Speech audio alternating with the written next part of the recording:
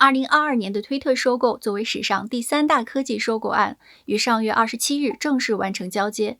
当今世界最富有的人类伊隆·马斯克全面掌握推特，并且立即开始对推特进行雷厉风行的改革。我们很好奇，马斯克构想中的推特到底是什么样的？它将给推特带来怎样的未来？我的原则是追溯到最原始的信息来源。关于推特未来的规划，没有人能比马斯克本人更了解他想怎么做和他会怎么做。如果你关注推特相关的新闻，会发现这些新闻基本上都取材于马斯克公开访谈和他发表的推文。所以我整理了自马斯克提出收购推特以来，也就是2022年4月13日起，他本人表述的他对推特的构想，我把它总结成了一个发展框架。需要声明的是，这个框架总结的是马斯克本人对推特作为一个产品的构想和改革措施。因为这支视频的内容已经很多了，所以我选择先专注回答好这一个问题。今天的视频不包括下面2个问题。第一是评价这些改革措施的有效性，第二是马斯克对于推特作为一个公司的架构改革。如果大家对这2个问题感兴趣的话，别着急，我们来日方长。关于马斯克对推特的构想，我把它分类为2个主要的维度，每一个维度下面有具体的措施，每条措施的作用不是唯一的，而是互相作用、互相联系的。维度1，让推特成为法律约束下的自由言论平台。Well, I think it's very important for there to be an inclusive arena for free speech. Twitter has become kind of the de facto town square. It's just really important that people have both the reality and the perception that they are able to speak freely within the bounds of the law. Obviously, Twitter or any forum is bound by the laws of the country that it operates in. Obviously, there are some limitations on free speech in the US, and of course, Twitter would have to abide by those rules. 马斯克在4月的 TED 2022访谈中说，推特要成为法律约束下的自由言论平台。他强调言论要在法律的范围之内，并且说推特要值得信任，并且有广泛的包容性，保证推特上的用户是真实存在并且唯一存在的人类个体，才能最大程度保证推特上信息的准确度和真实性，让推特成为一个信息来源，赢得大多数人的信任。But what I'm saying is this is not a way to sort of make money. It's just that I think this is my strong intuitive sense is that having a public platform that is maximally trusted and broadly inclusive is extremely important to the future of civilization. 但仍然有很多担心，推特会过分地放宽内容审查。马斯克在11月4日的访谈中说，由于维权团体的施压，广告商暂停了推特上的业务，推特收入大幅下降。他解释说，作为一个社交平台，如果充满了极端言论和负面信息，人们会离开。而推特需要的是让大比例的人群愿意参与到这个网络版城市广场中来。It stands to reason that the social media company is not taking steps to make it positive to be on that social platform, then people won't come or they'll leave. So you speak of sort of anti-Semitism or racism or anything like that. Well, I mean, who's going to stay on a platform if that's prevalent? Like that's obviously. Yeah, I mean, come on. And apart from its inherent wrongness, who's going to stay on the platform?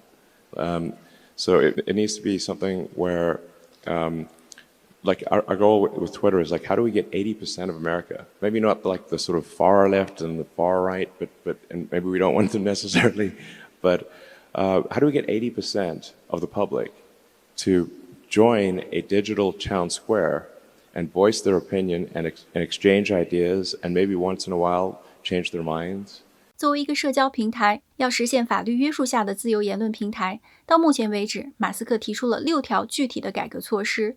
A. 消除垃圾信息程序，即 spam bots。这是马斯克在4月刚刚宣布收购之时就一再强调的，他收购推特之后的首要任务。Top priority I would have is eliminating the spam and scam bots.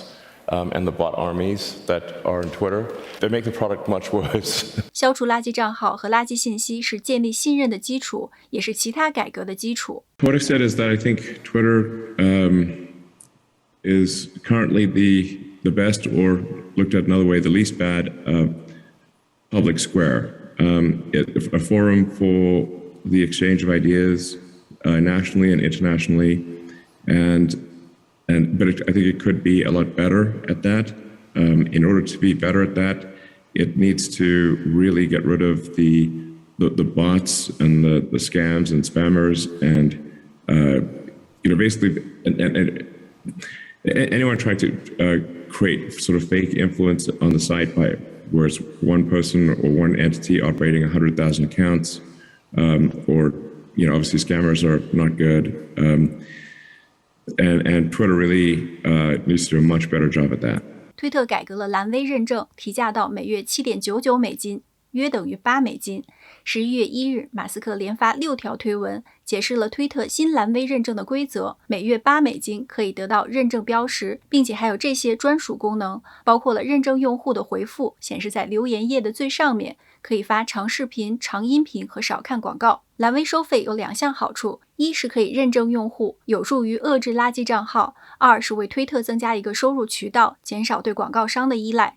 It's part of its revenue, part of it is payment authentication. And so if somebody, because there is a huge problem with spam and bots and trolls on Twitter, and organizations trying to manipulate public opinion, and just generally making the system worse. And I think that there is an answer to that, which is to get as many regular users of Twitter to be a subscriber for $8 a month. And you'll get a lot more than just the blue check mark for $8 a month, because now we can afford long-form video, long audio podcasts, and we can also start sharing revenue with content creators, which is essential. But if we can get enough verified users, and we're going to prioritize Twitter search, replies, mentions by verified users first. If you're payment verified with blue checkmark, then you're prioritized. And so this is the point of this is to make crime not to pay, because right now to create a bot on Twitter costs less than a penny. So the cost of crime is so cheap, and that's part of why crime and hateful conduct pays. But if somebody risks losing even $8, it's too expensive to now have 100,000 fake accounts, because they have to spend $800,000 a month, as opposed to $800 a month. So, and then we also, since we're using payment authentication, we're piggybacking on the authentication system of the payment system, and we're also piggybacking off of Apple's authentication system, which is another layer of security. So the net effect will be over time that the verified users will pretty much always be at the top of comments and search, and you won't really see, you'll have to scroll far to see the unverified users, which will be the bots and trolls and whatnot. And this is sort of analogous to Google search. Like, if you go to page 8 of Google search, there will be a ton of scams and stuff, call it page 8, page 9, something like that. But the thing is that Google search results are so good for page 1 that you never go to page 8. And then crime stops paying, and then they stop trying to do all these things. So, I mean, the joke is like, what's the best place to hide a dead body would be the second page of Google search results. Nobody ever goes there. 但是，一波三折，蓝 V 认证改革之后，推特立即出现了仿冒的问题。11月1日，一位用户通过推特留言问马斯克，如果无名氏付了$8美金，然后把账号的名字改成 Elon Musk， 头像也换成你的照片，然后模仿你发推，你会怎么办？马斯克回复说，这已经频繁地发生了。11月6日，马斯克发文说，仿冒账号如果不标明恶搞的字样，就会被永久消耗。随后，美国喜剧演员 Kathy Griffin 因为仿冒马斯克被消耗。但是新问题又出现了，仿冒账号会在简介这种大多数人都不会仔细看的位置标明恶搞。11月11日，马斯克发文说，恶搞字样要在账号名字旁边注明。有人问他蓝 V 认证改革的进展，他说需要一些调整，但是总体进行顺利。同一天 CNBC 报道，推特因为仿冒问题暂停了付费认证服务。这期间，推特上也出现了很多关于解决方案的建议，比如说比特币的坚定拥护者 Michael Saylor 建议，要不要试一试把认证分类，每一类用不同的颜色或者图形标出，让用户一眼就能够分清各个类型的区别。11月15日，马斯克发文说，11月29日，蓝 V 认证会重磅回归，我们期待它的解决方案。B. 开源算法。 One of the things that I believe Twitter should do is open source the algorithm and make any changes to people's tweets. If they're emphasized or de-emphasized, that action should be made apparent so anyone can see that action has been taken. So there's no sort of behind-the-scenes manipulation, either algorithmically or manually. 公开推特的算法保持绝对的透明度，推特以什么样的标准推荐了哪条推文、哪个账号，不再是黑箱操作，公众可以监督甚至参与到推特的算法。In my view, Twitter should match the laws of the country, and really, that there's an obligation to do that. But going beyond that, and having it be unclear who's making what changes to where, having tweets sort of mysteriously be promoted and demoted with no insight into what's going on, having a black box algorithm promote some things and not other things. I think this can be quite dangerous. I think the code should be on GitHub, so people can look through it and say I see a problem here. I don't agree with this. They can highlight issues, right. Suggest changes in the same way that you sort of update Linux or Signal or something like that. It's very important that the algorithm be open sourced and that any manual adjustments be identified. So if somebody did something to a tweet, there's information attached to it that action was taken. I won't personally be, in there editing tweets, but you'll know if something was done to promote, demote, or otherwise affect a tweet. It also needs to build more trust with users. I think the way to do that is by open sourcing the algorithm so everyone can see how the algorithm works and can suggest improvements and changes. I would literally just put the Twitter algorithm on GitHub and say hey, anyone want to suggest changes to this? Please go ahead. And just you really want transparency to build trust. And then any sort of adjustments to tweets or any human intervention with any account on Twitter should be highlighted as a Twitter person took the following action with your account or with this tweet, so that you're not sort of sitting there in the dark wondering, why did this tweet not get any attention, or why did this one get a lot of attention? It's far too random. Well, I do think that with respect to information, generally people want to know that the information that they're receiving is accurate, that it is representative of the full picture. They want to be able to believe what they read and not feel that it's overly biased, or at least understand the nature of the bias. So I think one of the key things to trust is transparency. People to really know, if there's a social media company or something, to understand what the algorithm is. So to open source the algorithm so people can look at it and critique it and it's not a black box. And then if there are any modifications done by people at that social media company, that they're clear and, again, transparent, and so it's not hidden. And I believe in the sort of free flow of ideas, and just generally erring on the side of free speech within the boundaries of the law. C. 审查制度。比如说一条推文有争议，但是又没有明确的法律或者是规则界定的时候，怎么解决？谁可以来做这个决定？以什么标准做决定？ I think we would want to err on this. If in doubt, let the speech, let it exist. If it's a gray area, I would say let the tweet exist. But obviously, in a case where there's perhaps a lot of controversy, that you would not want to necessarily promote that tweet. And I'm not saying that I have all the answers here, but I do think that we want to be just very reluctant to delete things, just be very cautious with permanent bans. Timeouts, I think, are better than sort of permanent bans. Just in general, like I said, it won't be perfect, but I think we wanted to really have, like I said, the perception and reality that speech is as free as reasonably possible, And a good sign as to whether there's free speech is someone you don't like allowed to say something you don't like. And if that is the case, then we have free speech. And it's damn annoying when someone you don't like says something you don't like. That is a sign of a healthy, functioning free speech situation. 美国前总统川普在2021年1月8日被推特永久禁言，引发争论。问题的焦点在：一、私企是否有权审查限制言论；二、社交媒体作为信息发布平台，应该承担怎样的责任，包括法律和社会责任。马斯克对社交平台永久禁言的看法是 I think there's a general question of should Twitter have permanent bans? I've talked with Jack Dorsey about this, and he and I are of the same mind, which is that permanent bans should be extremely rare and really reserved for accounts that are bots or spam scam accounts, where there's just no legitimacy to the account at all.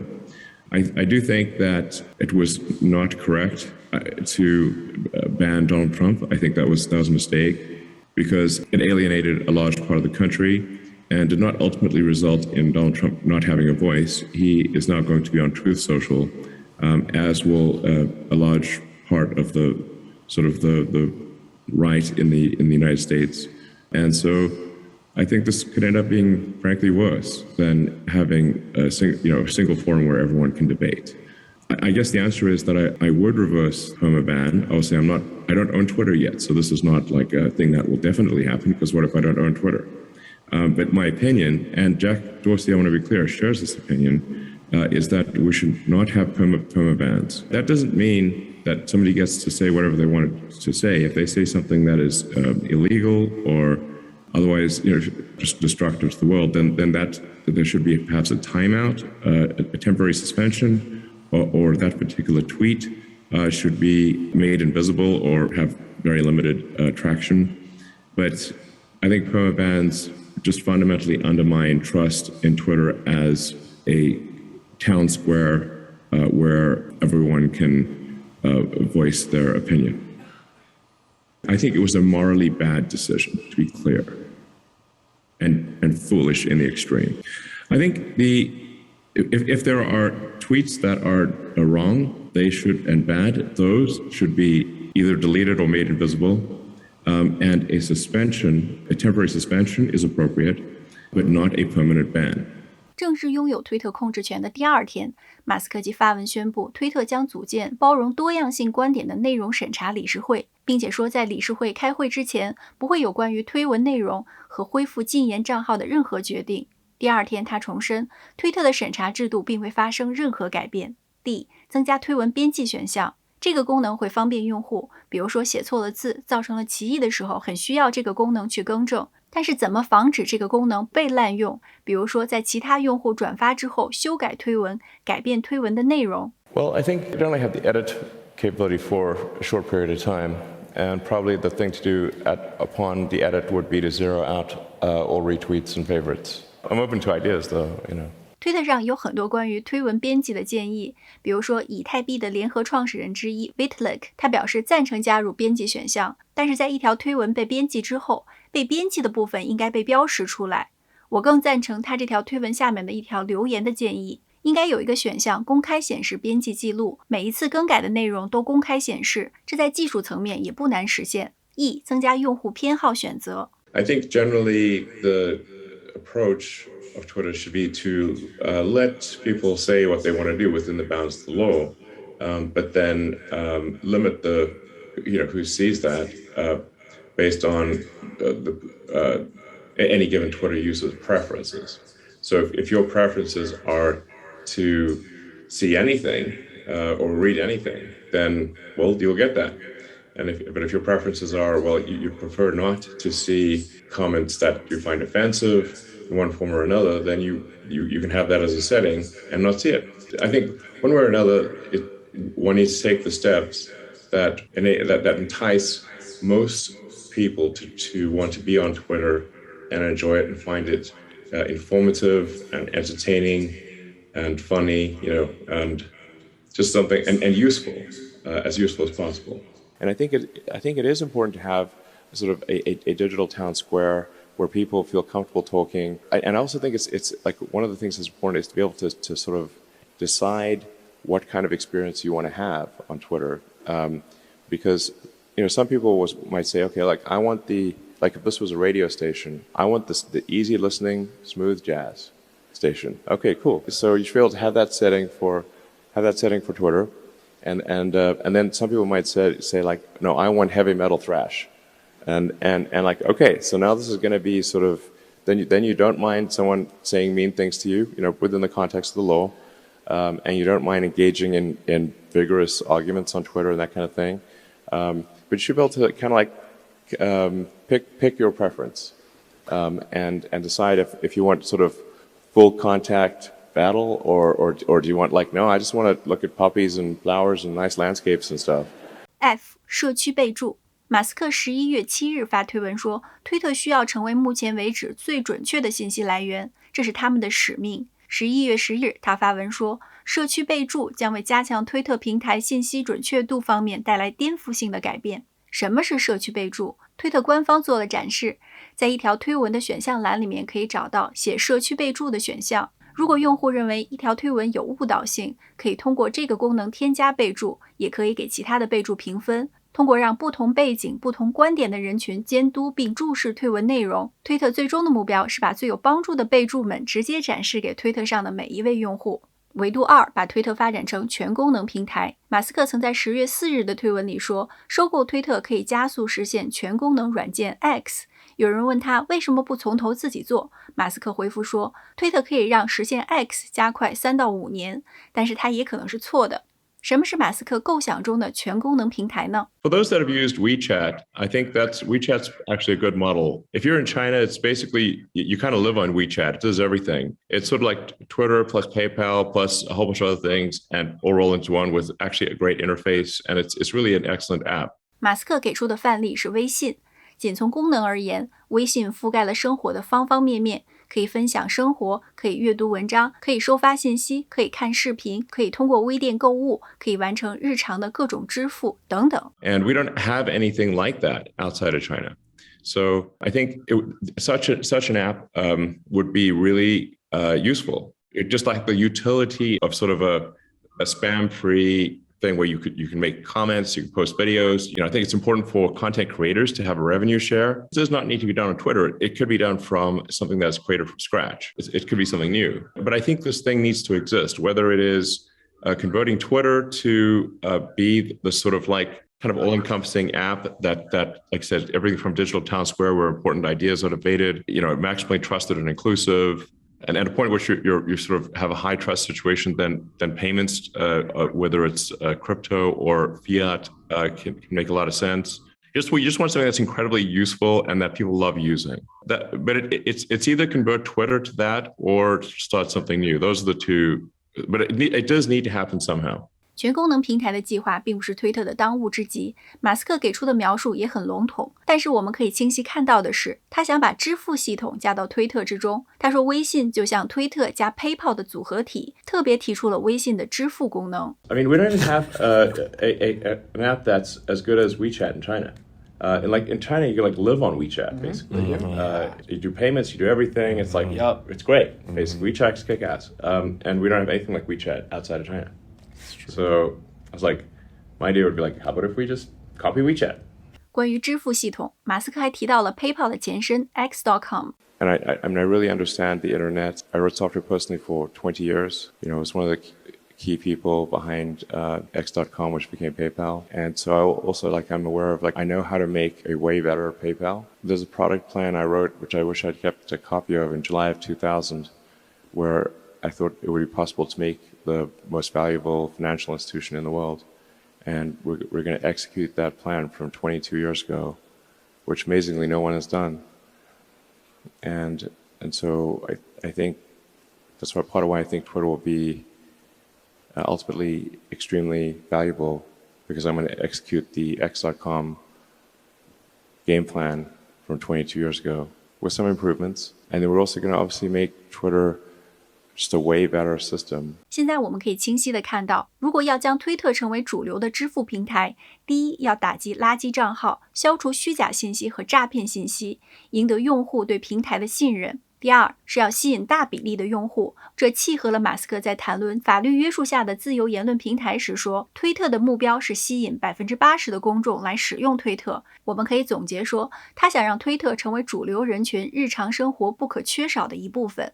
全功能平台的计划还包括了内容的多样性。推特目前以短篇文字为主，下一步是允许用户发长视频、长音频，还会采取创作者收益模式，把收入分成给创作者。 Twitter for sure, I think, needs to do a lot more on video, and it's kind of a no-brainer to enable longer video on Twitter, and also enable content creators to make a living with content that they submit to Twitter.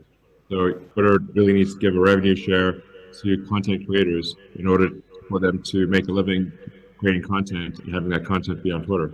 通过推特的支付系统和付费蓝 V 认证，推特将建立独立于广告收入以外的收入渠道，让推特不再过于依赖广告商。马斯克解释了公司过于依赖广告商时的弊端。I mean, to be frank, Twitter was having pretty serious revenue challenges and cost challenges before the acquisition talks started. And any company that is dependent on advertising has had a hard time. So if you look at, say, Snap or Google, Facebook, whatnot, they've all had a difficult time with advertising revenue dropping.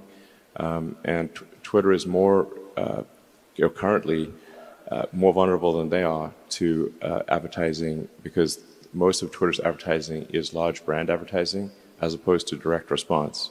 我相信推特的未来会开拓更多的收入渠道，会推出更多的收费功能。根据目前的消息，有推文说推特将会推出付费收发信息和付费视频内容，类似于 YouTube 上面的会员专属视频，但这两项没有得到马斯克本人的证实。总结，马斯克构想中的推特到目前为止，我把它总结为2个方面：第一，成为法律约束下的自由言论平台；第二，成为能够深深融入人们日常生活的全功能平台。在这2个维度之下，马斯克采取并计划了一系列具体的措施，这些措施互相作用，相辅相成。到目前为止包含 A. 改革蓝 V 认证，用以增加收入以及遏制垃圾账号。B. 公开算法，引入开源算法模式，让公众可以监督推特的算法。C. 组建内容审查理事会。D. 增加编辑功能。E. 增加用户偏好选项。F. 改进社区备注功能。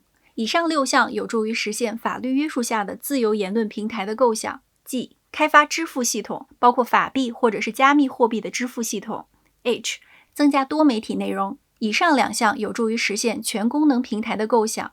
付费蓝 V 认证和支付系统增加收入渠道，使推特不再过分依赖于广告商，同时可以提供创作者收益，鼓励内容创作，吸引其他内容平台的用户。